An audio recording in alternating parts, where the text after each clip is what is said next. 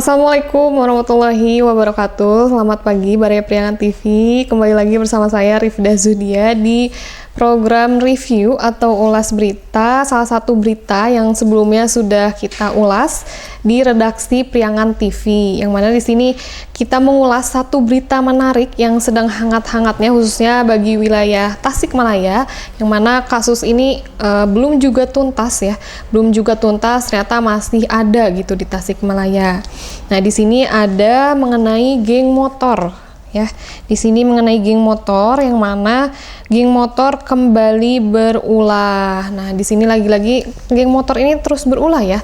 Dikira di bulan suci Ramadan ini jin-jin, setan-setan itu kan sedang dikunci di penjara gitu ya. Ternyata masih aja ada gitu ya ulah seseorang ataupun sekelompok yang memang ini sangat menguji, yang menjadi penyakit di masyarakat gitu ya.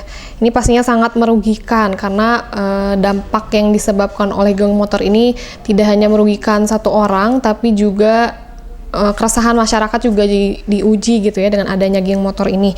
Lagi-lagi ini untuk yang di berita hari ini geng motor ini mengakibatkan korbannya ini berasal dari Mangkubumi, yang mana di sini dikatakan bahwa kesaksian dari korban, alhamdulillahnya di sini korban masih selamat ya.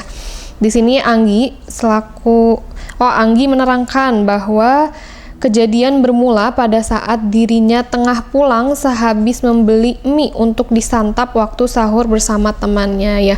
Mungkin di bulan suci Ramadan ini masih masuk logika gitu ya kalau malam hari kita masih di luar karena kan memang sholat tarawih, apalagi yang memang merantau gitu ya, jauh dari kota asalnya, itu pasti memang mencari makanan gitu untuk sahur gitu. Nah, ini masih masuk akal gitu ya, bahwa di malam hari masyarakat masih ada yang keluar rumah gitu, melakukan aktivitas di luar rumah. Di sini dikatakan bahwa kesaksian dari Anggi ini bahwa dari arah berlawanan dia berpapasan dengan terduga pelaku menggunakan sepeda motor jenis Sonic warna putih merah yang dikendarai 3 orang dan menjalankan motornya secara tak beraturan ya.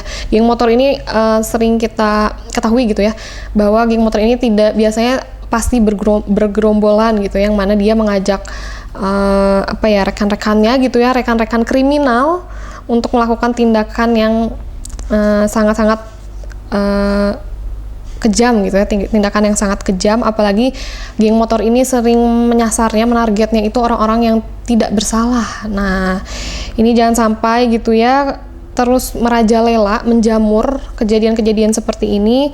Dan dengan adanya kejadian seperti ini gini ya, kasus geng motor ini perlu ada tindak lanjut yang efektif, tindak lanjut yang signifikan dari pihak kepolisian, khususnya bagi karena kita ketahui gitu ya bahwa geng motor ini rata-rata ini anak di bawah usia, yang mana berarti mereka ini masih dalam pengawasan orang tua. Nah, sebagai orang tua nih, himbauan juga untuk terus mengawasi anaknya, jangan loskan anaknya gitu atau bebaskan anaknya untuk beraktivitas di luar rumah, karena kita tidak tahu ya mereka dekat dengan siapa, akrabnya dengan siapa, pertemanan pergaulannya itu seperti apa.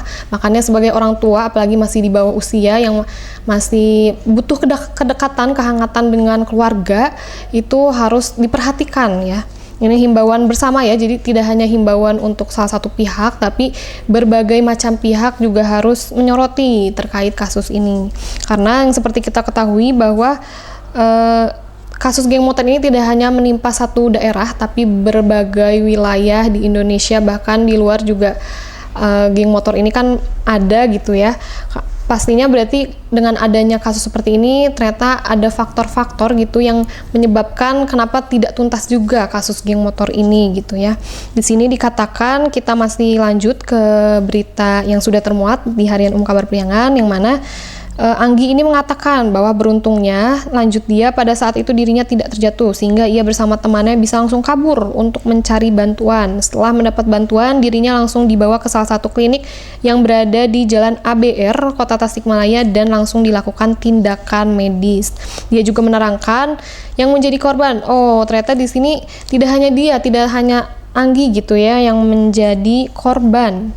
Tapi juga ada korban lain yang mana ini adalah memang orang yang tidak bersalah. Lagi-lagi ya, dia menerangkan yang menjadi korban dari keganasan yang diduga geng motor itu bukan hanya dirinya. Dia melihat ada satu korban lain. Menurut informasi yang ia dapat, korban itu asal Cilacap yang bekerja di Tasikmalaya. Ya Allah. Di sini juga sementara Gugum, kakak Anggi mengatakan kasus ini sudah ia laporkan ke pihak berwajib. Dikatakan Gugum, polisi sedang melakukan penyelidikan atas kasus tersebut ya.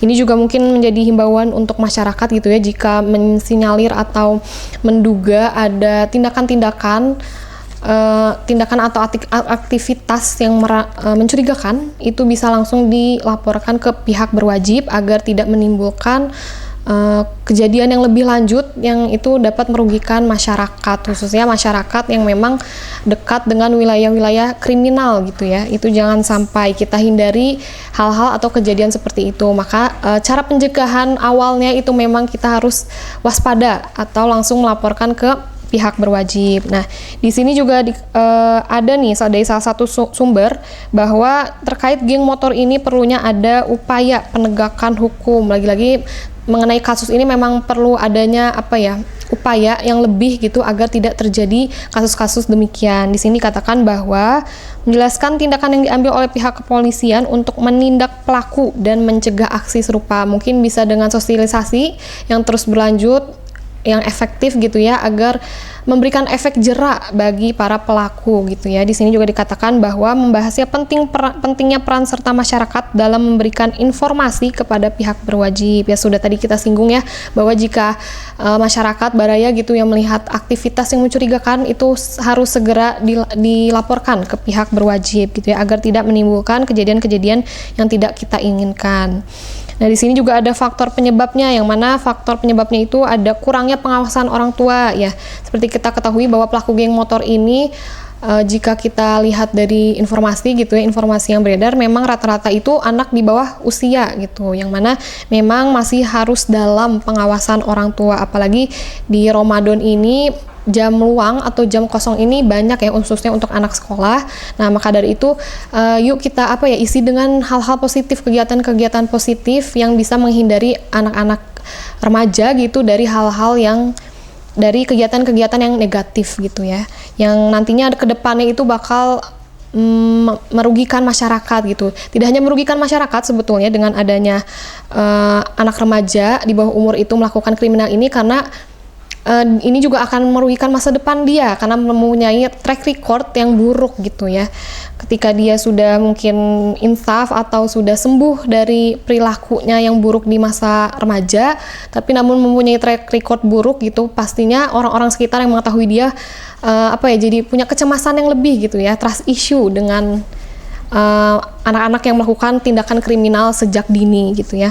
Makanya ini perlu sekali adanya kegiatan positif bagi remaja khususnya di bulan suci Ramadan ini ya.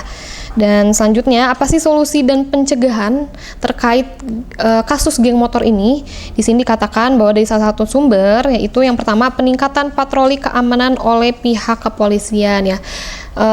Menyambung ya, kita korelasikan dengan berita yang ada di Tasikmalaya ini, memang SL Tobing ini jika kita ke sana gitu ya, itu memang daerahnya itu sepi gitu ya, sepi lalu lalang kendaraan maupun masyarakat gitu, karena memang jalannya pun lega itu biasanya dilalui oleh kendaraan-kendaraan besar gitu ya, seperti truk, tronton gitu. Makanya memang kita juga sebagai masyarakat yang bukan penduduk sana itu memang perlu hati-hati jika ingin melalui wilayah-wilayah yang rawan kecelakaan atau rawan begal dan lain sebagainya gitu ya. Di sini juga ada program pembinaan remaja yang melibatkan keluarga, sekolah dan masyarakat. Ya lagi-lagi terkait kasus negatif atau kegiatan-kegiatan yang menyimpang, itu perlunya ada pencegahan dari berbagai elemen masyarakat gitu. Jadi tidak hanya dari salah satu pihak, tapi berbagai pihak juga harus ikut serta dalam memperhatikan kejadian-kejadian, kasus-kasus seperti ini agar tidak terus merambah gitu ya kemana-mana kejadian,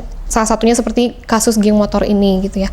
Dan juga di sini ada penegakan hukum yang tegas terhadap pelaku ya, betul lagi-lagi ini penegak hukum ini harus memberikan efek jerak bagi para pelaku agar tidak ada lagi nih pelaku-pelaku geng motor yang dapat merugikan nama baik merugikan masyarakat maupun nama baik negara bangsa gitu ya.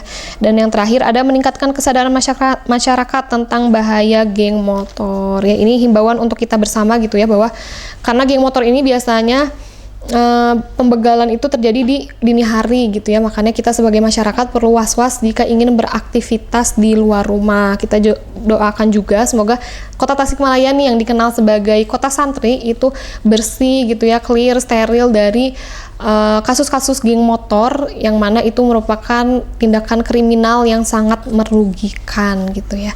Ya mungkin Baraya Priangan TV sekian ulas berita saya terkait tadi geng motor yang terjadi di Tasikmalaya. Mohon maaf atas segala salah dan kekurangan jika dirasa ada informasi yang kurang tepat ataupun Baraya Priangan TV ingin menyampaikan statement atau opininya, itu bisa tulis di kolom komentar gitu ya. Dan jika seperti biasa, Baraya jika ingin mengiklankan produk atau jasa UMKM dan juga produk lokal nih ya, seperti di belakang saya, ini bisa menghubungi tim marketing Priangan TV di platform media sosial kita. Ya, mohon maaf atas segala salah kekurangan ya. Saya Rifda Zudia pamit undur diri. Wassalamualaikum warahmatullahi wabarakatuh.